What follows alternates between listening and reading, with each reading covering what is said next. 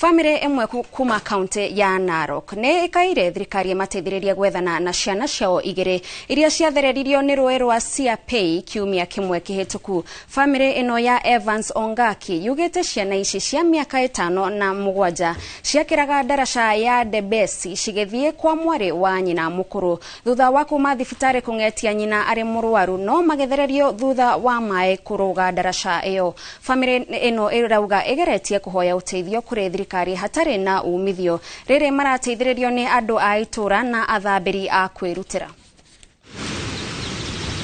Nilikuwa nyumbani, nilikuwa napeleka mgonjwa hospitali. Na hiyo mgonjwa alikuwa ni mama yao. Alafu ripoti ikakuja watoto wamepotea. Lakini watoto walikuwa wamekuja mahali tulikuwa tunakaa na mgonjwa. Wakati walikuwa wanatoka hapo ndio waenda kwa sister yake mahali alikuwa anakaa. Ndio walifika kwa mto, wakateresa, wakaanguka. Watu wameenda katika huu mto, nikiwa mmoja. Mtoto wangu alienda katika hii mto. Pia wengine. Kwa hivyo tunaomba serikali kwa upendo watusaidie, watuwekee daraja, kwa sababu watu wengi wanaishi kule ng'ambo wakivuka.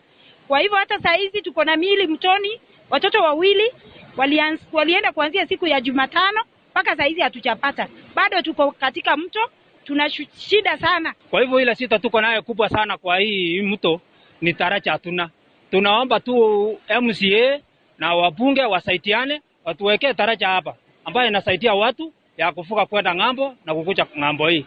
Sana sana tangu hiyo msiba vile litokea, wale walikuwa wamevuka kwenda ng'ambo, ile daraja nyingine ilikuwa hapa ya miti ilichukuliwa. Kwa hivyo nataka nikaweze kuwa kategori kwa watu wa especially wa town ya kwamba wasikuwe na hofu.